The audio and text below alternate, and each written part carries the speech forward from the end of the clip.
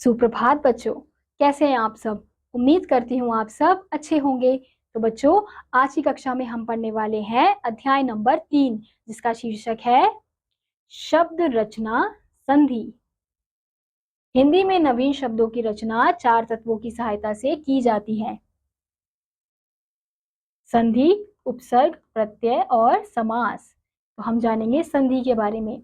दो समीप स्थित वर्णों के योग को संधि कहते हैं। संधि किए हुए शब्द के शब्दों को अलग अलग लिखने की प्रक्रिया संधि विच्छेद कहते हैं। प्रक्रिया को संधि विच्छेद कहते हैं। संधि का अर्थ होता है मेल। संधि के अंतर्गत दो शब्दों को मिलाकर नए शब्दों की रचना की जाती है, जिसकी प्रक्रिया आगे विस्तार से बताई जा रही है। संधि के मुख्य भेद निम्नलिखित हैं: स्वर संधि, व्यंजन संधि और विसर्ग संधि। सबसे पहले हम पढ़ेंगे स्वर संधि के बारे में। दो स्वरों के आपस में मिलने से उत्पन्न विकार को स्वर संधि कहते हैं। स्वर संधि के निम्नलिखित 5 भेद हैं। पहला है दीर्घ संधि। जब हस्व या दीर्घ अ, ई, उ, री के बाद फिर से वही अक्षर आए तो दोनों के स्थान पर दीर्घ स्वर हो जाता है। जैसे अ जमा अ क्या बनता है आ। चर जमा अचर चरार। अ जमा आ। धर्म जमा आत्मा धर्मात्मा। आ जमा आ। रेखा जमा अंकित रेखांकित। आ जमा आ। विद्या जमा आल्य विद्यालय। ये है हमारे बच्चों स्वर संधि के उदाहरण। अब अगला है हमारा गुण संधि। यदि हस्व या दीर्घ अ के बाद हस्व या दीर्घ ई, उ, री आए तो दोनों के स्थान पर क्रमशः ए, ओ, अर हो जाता है। जैसे अ जमा ई क्या बन जाता है ए। तो गज जमा इंद्र गजेंद्र। ऐसे ही आ जमा ई क्या बन जाएगा ए। तो महा जमा इंद्र महेंद्र। अ जमा ई क्या बन जाएगा ए। तो सुर जमा ईश सुरेश। आ जमा ई क्या बन जाएगा ए। तो रमा जमा ईश रमेश। ऐसे ही आप इसके और उदाहरण देख सकते हैं। अब अगला है हमारा वृद्धि संधि। जब अ या आ के बाद ए या ए आते हैं तो दोनों को मिलाकर ए हो जाता है, और जब ओ या ओ आते हैं तो दोनों को मिलाकर ओ हो जाता है। जैसे अ जमा ए क्या बन जाएगा ए। तो लोक जमा ऐशना लोकेशना। अ जमा ए क्या बन जाएगा ए। तो परम जमा ऐश्वर्य परमेश्वर्य। ऐसे ही अ जमा ओ। जल जमा ओग जलौग। अ जमा ओ। परम जमा औषध परमौषध। अब अगला है हमारा यण संधि। जब हस्व या दीर्घ ई, उ, री के बाद कोई असमान स्वर आए तो तब ई, उ, री के स्थान पर क्रमशः य, व, र, ल हो जाता है। जैसे ई जमा अ क्या बन जाता है य बन जाता है। यदि अपि यद्यपि। ई जमा आ या। इति जमा आदि इत्यादि। ऐसे उ जमा अ क्या बन जाता है व। अनु जमा अय अन्वय। उ जमा आ वा। सु जमा आगत स्वागत। इसके और उदाहरण आप देख सकते हैं। अब अगला है हमारा अयादि संधि। यदि ए, ओ के पश्चात कोई भिन्न स्वर आए तो इनके स्थान पर क्रमशः अय, आय, अव तथा आव हो जाता है। जैसे ए जमा अय। तो ने जमा अन नयन। ए जमा आय। गे जमा अन गायन गायन। ओ जमा ई अवि। ओ जमा इत्र पवित्र। औ जमा ई आवी। नौ जमा इक नाविक। अब अगला है हमारा व्यंजन संधि। किसी व्यंजन के बाद व्यंजन या स्वर आने से व्यंजन में जो विकार या परिवर्तन होता है उसे व्यंजन संधि कहते हैं। व्यंजन संधि निम्नलिखित 3 प्रकार की होती है। व्यंजन का स्वर से मेल, जैसे वाक जमा ईश वागीश। व्यंजन का व्यंजन से मेल, जैसे उत जमा चारण उच्चारण। स्वर का व्यंजन से मेल, जैसे परि जमा नाम परिणाम।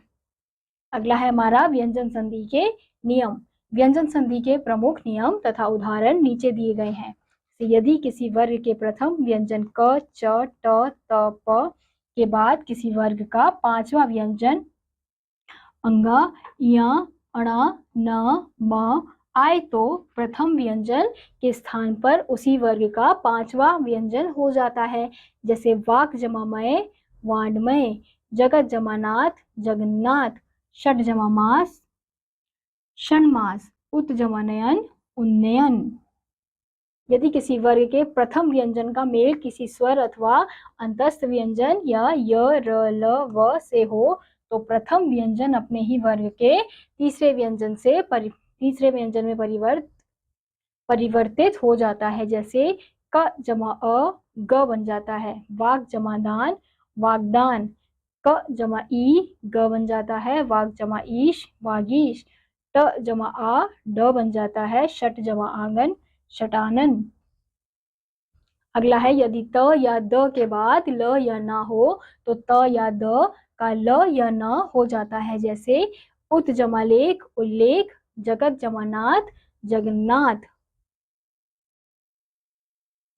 अब अगला है यदि त या द के बाद श हो तो त या द का च हो जाता है और श का श छ में परिवर्तित हो जाता है। जैसे सत जमा शासन, सच्छासन, उत जमा शिष्ट, उच्छिष्ट।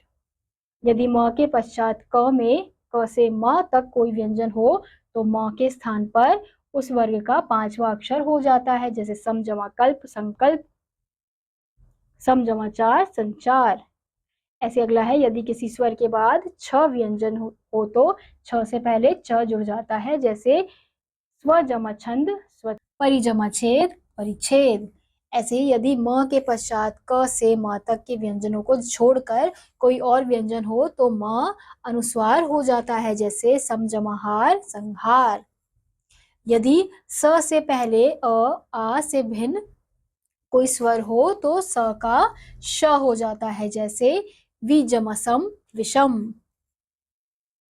ऐसे अब अगला है हमारा विसर्ग संधि। विसर्ग संधि के निम्नलिखित नियम है। यदि विसर्ग के पहले ई या उ हो और विसर्ग के उपरांत क, ख, प, फ हो तो विसर्ग का श हो जाता है। जैसे निह जमा पाप, निष्पाप, निह जमा कपट, निष्कपट।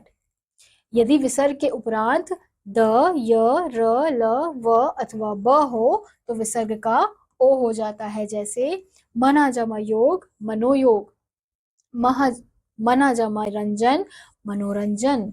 यदि विसर्ग के बाद त या थ हो तो विसर्ग का स हो जाता है। जैसे दुह जमा तर, दुस्तर। अगला है यदि विसर्ग के बाद च या छ हो तो विसर्ग का श हो जाता है। जैसे निह जमा चल, निश्चल।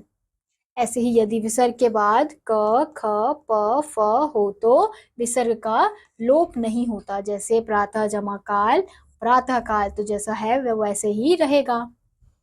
यदि विसर्ग के बाद स, श, श हो तो विसर्ग या तो ज्यों का त्यों बना रहता है अथवा विसर्ग के स्थान पर आगे का व्यंजन हो जाता है। जैसे निःसंदेह, निसंदेह। यदि विसर्ग के पहले आ के अतिरिक्त कोई स्वर हो तथा विसर्ग के बाद किसी वर्ण का तृतीय, चतुर्थ अथवा पंचम अक्षर हो तो विसर्ग का र हो जाता है। जैसे निह जमा जन, निर्जन, निह जमा मल, निर्मल। ऐसे ही अगला है यदि विसर्ग के पूर्व अ को छोड़कर कोई दूसरा स्वर हो और विसर्ग के बाद र हो तो विसर्ग का लोप हो जाता है तथा उसके पहले का ह्रस्व स्वर दीर्घ स्वर हो जाता है। जैसे निह जमा रस, नीरस।